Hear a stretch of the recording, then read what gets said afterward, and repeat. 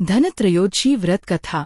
धनतेरस की कथा वर्णित की गई है, जिसे धनत्रयोदशी की कथा के रूप में भी जाना जाता है।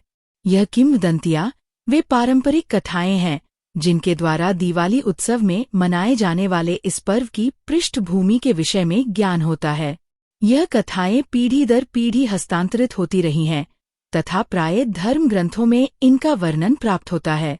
धनत्रयोदशी के दिन एक दिवसीय उपवास का पालन करते हैं।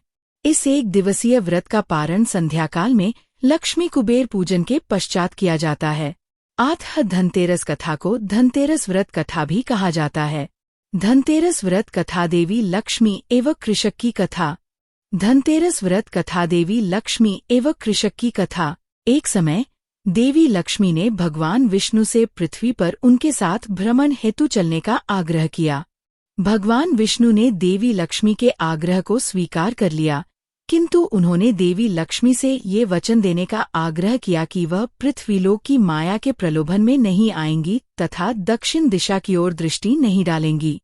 देवी लक्ष्मी ने भगवान विष्णु को उनके कथनानुसार वचन दे दिया। भगवान विष्णु एवं देवी लक्ष्मी के पृथ्वीलोक पर भ्रमण के समय अपने चंचल स्वभाव के कारण देवी लक्ष्मी के मन में दक्षिण दिशा की ओर देखने की जिज्ञासा हुई। अंततः देवी लक्ष्मी ने अपना वचन भंग कर दिया तथा वह दक्षिण दिशा की ओर प्रस्थान करने लगी। दक्षिण दिशा के समीप आते ही देवी लक्ष्मी पृथ्वी पर पीले सरसों के पुष्पों एवं गन्ने के खेतों की सुंदरता का मनोहारी दृश्य देखकर आनंदित हो गईं। अंततोगत्वा देवी लक्ष्मी सांसारिक मोहमाया के बंधन में बंध गईं।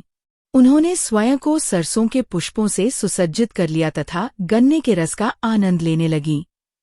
भगवान विष्णु को यह ज्ञात हुआ कि देवी लक्ष्मी ने अपना वचन भंग कर दिया है, तो वह अप्रसन्न हो गए तथा उन्होंने देवी लक्ष्मी को प्रायश्चित करने हेतु 12 वर्ष तक पृथ्वीलोक पर उस निर्धन कृषक के खेतों में सेवा करने का आदेश दिया, जिसने सरसों एवं गन्नों की खेती की थी। देवी लक्ष्मी के आगमन के कारण वह निर्धन कृषक रातों रात अत्यंत धनाढ्य व समृद्धशाली हो गया। शनैः शनैः 12 वर्ष व्यतीत हो गए तथा देवी लक्ष्मी के पुनः वैकुंठ गमन का समय आ गया। जब भगवान विष्णु एक साधारण मनुष्य के भेष में देवी लक्ष्मी को लेने आए, तो कृषक ने देवी को मुक्त करने से मना कर दिया। भगवान विष्णु के अनेक प्रयत्नों के उपरांत भी कृषक ने देवी लक्ष्मी को मुक्त नहीं किया। अंततः देवी लक्ष्मी ने साक्षात प्रकट होकर कृषक को संपूर्ण प्रकरण ज्ञात कराया तथा ये कहा कि वह अब पृथ्वीलोक पर निवास नहीं कर सकती एवं उन्हें वैकुंठलोक के लिए प्रस्थान करना ही होगा। देवी लक्ष्मी ने कृषक को वचन दिया कि वह प्रतिवर्ष दिवाली से पूर्व कृष्ण त्रयोदशी पर उसे आशीर्वाद प्रदान करने हेतु आएंगी। कथानुसार तदोपरांत उस कृषक ने प्रतिवर्ष दिवाली से पूर्व कृष्ण त्रयोदशी के दिन अपने घर को देवी लक्ष्मी के स्वागत सत्कार हेतु स्वच्छ व पवित्र करना आरंभ कर दिया। उस कृषक ने देवी लक्ष्मी के स्वागत हेतु रात्रि पर्यंत घी का अखंड दीपक प्रज्वलित करना भी आरंभ कर दिया। देवी लक्ष्मी की प्रसन्नता हेतु किए गए इन अनुष्ठानों के कारण वह कृषक वर्ष प्रतिवर्ष अधिक समृद्धशाली होता गया। जब अन्य व्यक्तियों को यह प्रकरण ज्ञात हुआ, तो उन्होंने ने भी दिवाली से पूर्व कृष्ण त्रयोदशी के दिन देवी लक्ष्मी का पूजन करना आरंभ कर दिया। इस प्रकार भक्तों द्वारा धनतेरस अथवा धन त्रयोदशी के दिन कुबेर के साथ देवी लक्ष्मी के पूजन की परंपरा प्रारंभ हो गई।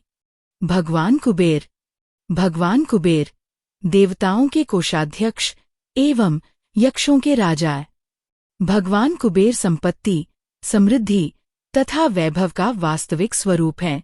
भगवान कुबेर धन संपदा तो प्रदान करते ही हैं, साथ ही संसार की समस्त धन संपदा को नियंत्रित एवं सुरक्षित भी करते हैं। अतः उन्हें संपत्ति के संरक्षक के रूप में भी जाना जाता है। भगवान कुबेर देवताओं के कोषाध्यक्ष एवं यक्षों के राजा। भगवान कुबेर संपत्ति, समृद्धि तथा वैभव का वास्तविक स्वरूप हैं। भगवान कुबेर धन संपदा तो प्रदान करते ही हैं, साथ ही संसार की समस्त धन संपदा को नियंत्रित एवं सुरक्षित भी करते हैं।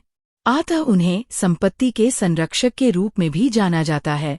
कुबेर देव भगवान ब्रह्मा की वंशावली से आते हैं। वह महर्षि विश्रवा एवं देवी इलाविडा के पुत्र हैं। महर्षि विश्रवा का एक अन्य विवाह राक्षस कुल की राजकुमारी कैकसी से हुआ था, जिनसे रावण, कुंभकर्ण, विभीषण तथा शूरपणखा आदि 4 संतानों का जन्म हुआ। अतः भगवान कुबेर दैत्यराज रावण के सौतेले भ्राता हैं। भगवान कुबेर का विवाह देवी कौबेरी से हुआ था तथा उनकी 4 संतानें थीं। उनके 3 पुत्रों को नलकुबेर, मणिग्रीव, मयूराज एवं एक पुत्री को मीनाक्षी के नाम से जाना जाता है। देवी कौबेरी को यक्षी, भद्रा तथा चारवी आदि नामों से भी जाना जाता है। कुबेर स्वरूप वर्णन। कुबेर का संस्कृत में शाब्दिक अर्थ विकृत अथवा कुरूप होता है। अतः अपने नाम के अर्थानुसार कुबेर को एक नाटे व मोटे पुरुष के रूप में चित्रित किया जाता है। उन्हें कमल दलों के समान वर्ण, रंग का दर्शाया जाता है एवं उनकी शारीरिक संरचना में कुछ विकृतियां प्रदर्शित होती हैं। कुबेर जी के 3 पग हैं, मात्र 8 दांत हैं तथा उनकी बायां नेत्र पीले रंग का है।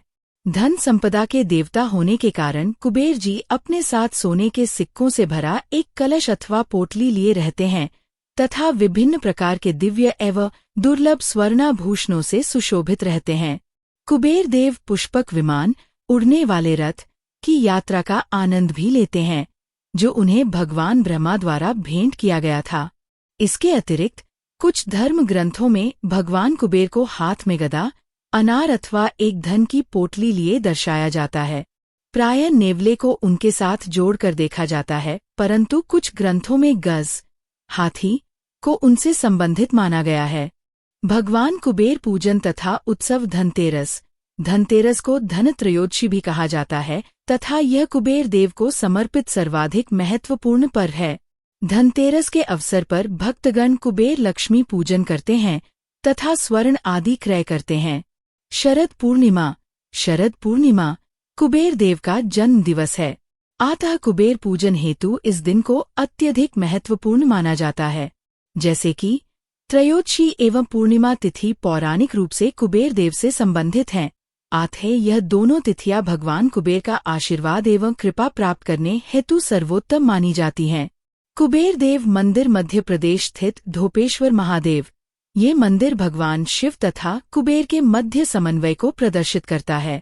इस मंदिर में भगवान शिव एवं कुबेर की एक अद्वितीय प्रतिमा है, जिसमें दोनों देवताओं को संयुक्त रूप में दर्शाया गया है। गुजरात स्थित कुबेर भंडारी मंदिर, नर्मदा नदी के तट पर स्थित इस दिव्य स्थान पर कुबेर ने तपस्या की थी। लोक मान्यता है कि इस मंदिर का निर्माण भगवान शिव ने लगभग 2500 वर्ष पूर्व किया था। भगवान शिव ने इस स्थान पर भंडारा भी आयोजित किया था।